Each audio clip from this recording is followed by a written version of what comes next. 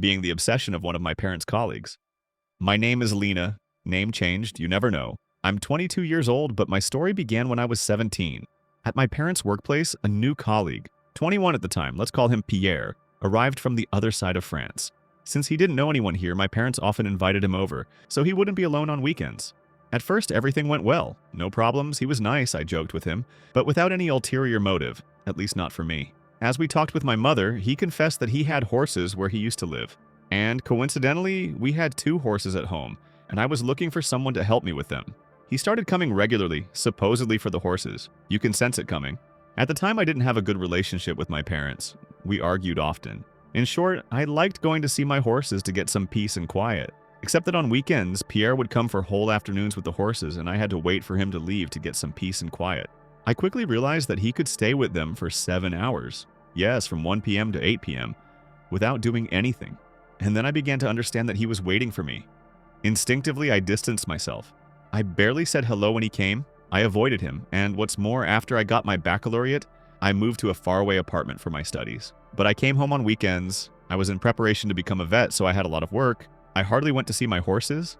I stayed in my room on weekends, so Pierre didn't see me anymore. And I don't know when it came to him, he would come straight into my room to say hello without warning, while I wanted to be left alone. I told my mother to tell him to leave me, that he didn't have to come in like that. She did, but as soon as her back was turned, he would come and wouldn't leave my room, even if I told him I had to work alone. He suggested going to the movies, bowling, or coming over to eat at his place to take my mind off things. I refused, and I was in a relationship. He knew it, but he continued to suggest things every week. All week long, while I was gone, he sent messages to talk to me. I left him in sight, but he continued, to the point where I blocked him from Facebook.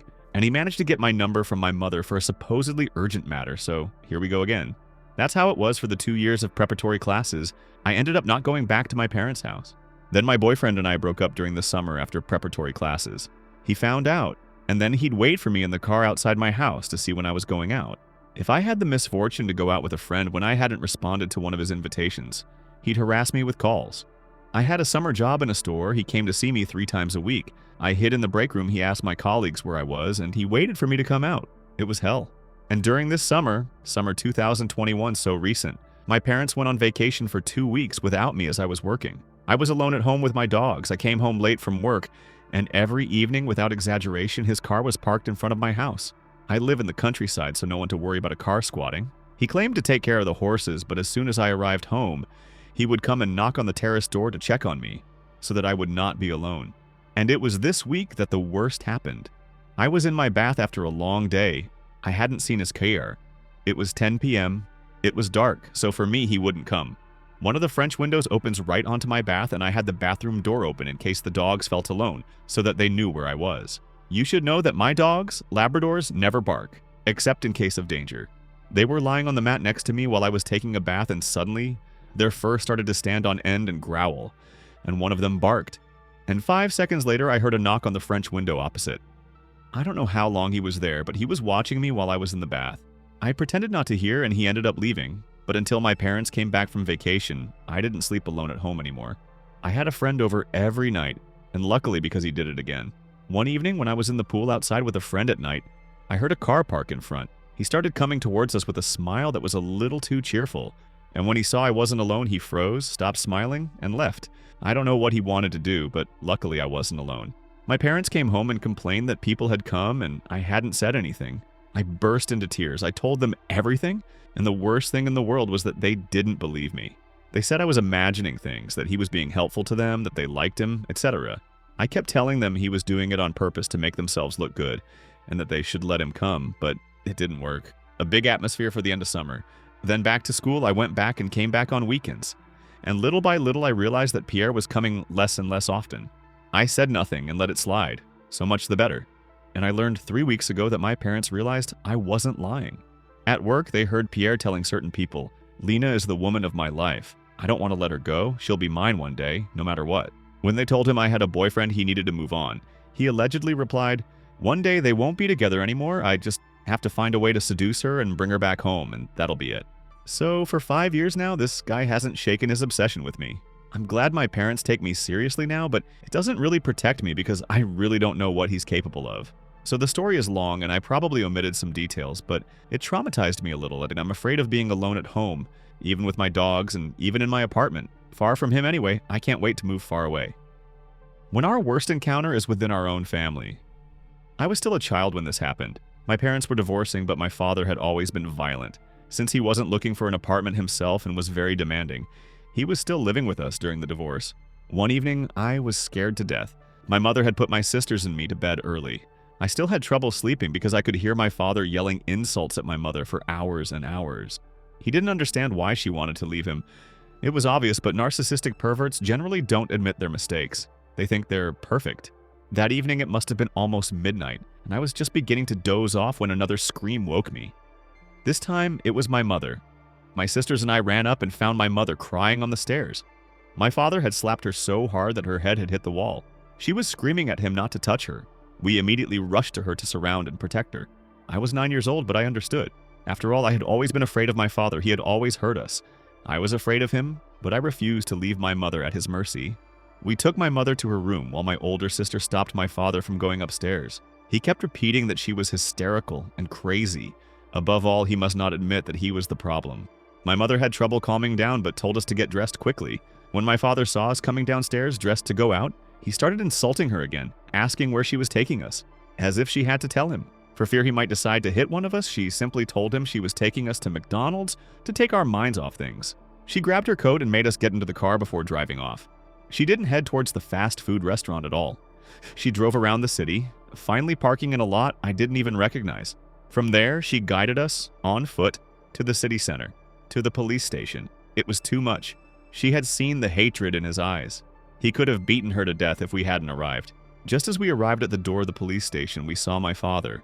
He was coming out of the park directly across the street. He had been looking for us. Unfortunately, he had seen us too. We rushed inside and, seeing our panic, a policewoman took us into an office. Just as she was closing the door, we heard my father enter the building yelling insults, demanding to know where my mother was, calling her names, saying she had nothing against him, that she had no right, and all that sort of thing. He yelled like that for almost an hour. I was in tears in my mother's arms. My older sister was shaking with fear. My other sister was the only one able to speak and tell the officer, who had stayed with us, everything that had happened. After a while, he finally left. The station suddenly fell silent. Another officer poked her head through the door and asked us if he had been drinking. But no, he never drank. He was just naturally like that. The police explained to us that they had told my father to pack his things and leave. They made us stay at their premises for a while, long enough to make sure he had really left, while taking my mother's statement. My mother, however, still wanted to take us to a fast food restaurant before going home. My sister absolutely wanted to get her cell phone back, which she hadn't grabbed in a panic. The police officers were all very reassuring. They just asked us to call them urgently if my father came back, and then we were able to head home. The house was silent. Everything was off. My father's car was gone. Relieved, my mother asked my sister to hurry up and get her phone while we waited in the car. She grabbed the keys and ran toward the house, but when she opened the door, she let out a scream of terror. My mother, panicking, opened the car door to get out, only to see my father coming towards her furiously. She just had time to pull her leg in before he slammed the door on it. She then instinctively locked the doors even though she was worried about my sister. He started yelling and insulting her again. He was pulling on the handles and hitting the car. This lasted a good 10 minutes before sirens interrupted my father. 2 police cars and a van arrived in front of our house. My sister ran to her room and called the police with the cell phone she had come to retrieve. My father still blamed my mother, yelling that she had dared to call the cops, even though she had been in front of him the whole time. The police officers practically jumped out of their vehicles, hands on their batons. One of them pushed my father against the car and handcuffed him, asking why he was still there, reminding him that they had asked him to leave. My father was no longer acting so proud, and the only excuse he could come up with was, "But I couldn't find my underwear." The police officer stayed while he finally packed a suitcase. They waited for him to get into his car, which he had hidden further away, and disappear around the corner, before finally assuring my mother that they would be patrolling all night. My mother thanked them, and we left the neighborhood to finally go to the promised restaurant. However, when we reached the next street, my father's car, still hidden further away, joined us on the road to follow us. What he hadn't anticipated, however, was that the police van was also following. When we arrived at the restaurant, my father finally continued straight ahead, along the main road, and left the town, while the police circled the McDonald's 3 times, prompting questions from all the customers. Once we got inside, we were afraid they were still waiting for us, but as promised, the police came to keep watch all night. Needless to say, we didn't sleep a wink that night and had a lot of trouble sleeping for several weeks. I've been an insomniac ever since, and today at 28, I can't sleep without sleeping pills. A scary rental. We avoided the worst. Hi everyone, I hope your vacation is going well. Let me introduce myself. My name is Tony, and I live in Paris. This summer, with the health crisis, I decided to stay in France and go south for vacation, to the PACA region, to be precise. Unfortunately, it didn't go as planned. I'm telling you this story so that everyone can realize that you have to be wary of everyone at all times, especially when you're going somewhere you don't know anyone. My girlfriend and I decided to go to the PACA region for vacation, so we rented an apartment on Airbnb. It wasn't our first time renting on this platform, and it had always gone well. We saw several photos of the apartment, so we were confident in our choice, especially since it was in a private residence right in the city center. As you know, we have the option to see a photo of the owner of the rented property, except this time there was no photo. To avoid too many problems, we'll call the owner Paul. On the day of our departure, my girlfriend and I were super excited to discover the PACA region. The trip went really well. We arrived a little early but decided to explore the city before checking into the apartment at 6 p.m. Around 5:50 p.m., we went to the apartment address. I parked my car on the street where the apartment building was located. We received a message from Paul telling us he'd arrive in 10 minutes. 10 minutes later, we arrived in front of the entrance to the apartment building.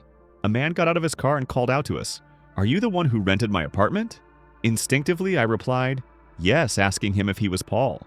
The man in front of me replied, "Yes." We were reassured. The man was quite well dressed. Basically, he wasn't a weirdo. Paul took us back to his apartment. We passed through the residence's outdoor parking lot before arriving in front of the building in question. The apartment was on the 3rd floor and there was an elevator. Convenient, you might say. First observation, the apartment was slightly different, nothing shocking, from what was shown in the photos. At first, it didn't shock me because he could have changed the decor. Second observation, it didn't look like the apartment was for rent at all, and for several reasons. First, there were crumbs on the table and dishes were stacked on the sink, as if someone lived there permanently. To tell you the truth, it didn't worry me at all because I thought it was possible that Paul lived here and rented his apartment out from time to time. In itself, I didn't really care that the apartment wasn't super clean. What I wanted was to enjoy my vacation, and yet that should have been a warning to me. There was one thing that alerted me and put me on guard. I found Paul's behavior strange. Why? Well, because he was giving us advice on where we should store our things in the apartment. For example, in the bedroom there was a small shelf with storage drawers, and Paul told us it was a good place to store our wallets and valuable jewelry. In fact, his tone of voice encouraged us to put our valuables in those drawers, as if he wanted to know where we were going to store our precious belongings. Then I found that Paul was asking us more and more personal questions. He wanted to know if we had family here, if we knew the area well, if it was our first time here, if we lived far away. At first I replied that we had family here, when in fact we didn't. I think my instinct told me to be wary of this person. I'll tell you this in detail, but keep in mind that it all happened in 10 minutes at most. At first glance, if you're not paranoid, you'd think there was nothing unusual about this situation. Paul must have just been curious. Except the worst is yet to come. The tour was about to end and Paul was supposed to leave us the keys. Before he left, I had an urgent need to go to the bathroom, so I went to the bathroom. So my girlfriend stayed behind to talk to Paul. I went to wash my hands and then my phone vibrated. On my phone screen, I saw Paul's number. I thought that was weird. Why would Paul send me a message if he was in the next room? I opened my phone and froze. Paul texted me, "Sorry for the delay, my car broke down on the road. I'll be there in 15 to 20 minutes. I see that the message was sent 1 minute ago. I quickly understood that if Paul had broken down with his car, then the man who was with us is not Paul. I was in a total panic. I come out of the bathroom and try to keep a poker face as best I can. The fake Paul asks me if I'm okay, I tell him yes, and I ask my girlfriend to come with me to unload the car. I was planning to leave immediately and call the police without this stranger noticing anything. The problem is that the fake Paul insisted on helping us unload, and I thought that he might try to do something to us once our suitcases were brought up to the apartment. Assault, robbery, etc. I played his game and told him to stay at the bottom of the elevator so that he could take the suitcases and put them in the apartment while my girlfriend and I unloaded the car. My girlfriend and I went downstairs while Paul waited for the suitcases on the 3rd floor as planned. Arriving on the ground floor, I rushed to tell my girlfriend everything and show her the message. She was panicking. I told her the best thing to do was call the police and then go meet the real Paul. My girlfriend called the police and explained the situation, while I asked Paul if he was coming soon. The police said they would be there in about 10 minutes. I took my car with my girlfriend and decided to park it on the street opposite the residence, in case the fake Paul came looking for us. The real Paul sent me a message to tell me he had arrived. We went to him and I immediately felt reassured. The man in front of me inspired confidence. I felt it was really him. We then decided to tell him the whole story in 2 minutes. We described the man pretending to be him, etc. Paul immediately understood our dismay. He told us he thought he knew who the man pretending to be him was. It was apparently a man named Lorenzo who lived in an apartment in the same building as Paul's. Lorenzo was a tenant, according to Paul. The police arrived, and we decided to take them to the building. Arriving in the parking lot of the building, we saw a figure in the distance. It was Lorenzo. When he saw the police, he went completely crazy, insulting us and saying it was our fault that he had gotten into this situation. His speech was incomprehensible. He had gone completely crazy. The police arrested him, and we didn't hear from Lorenzo for 3 days. In the meantime, we were able to move into Paul's real apartment, which matched the photo perfectly and was perfectly clean. The police called us 3 days after our arrival. It turns out that Lorenzo had just lost his job due to the health crisis, and his landlord had evicted him from the apartment he was staying in for non-payment of rent. Furthermore, Lorenzo seemed to have a cannabis addiction, which explained his mood swings. The police believe Lorenzo wanted to steal as many valuables as possible to resell or worse. Lorenzo was placed under police surveillance, while a doctor came to perform a behavioral diagnosis. That was my story. Other than that, our vacation went well, even though we were pretty freaked out at first, and even a little during the vacation, I admit. All this to tell you to be very careful when renting somewhere where you don't know anyone. If possible, ask for a photo of the owner of the property. I hope this story can help you one day. You never know.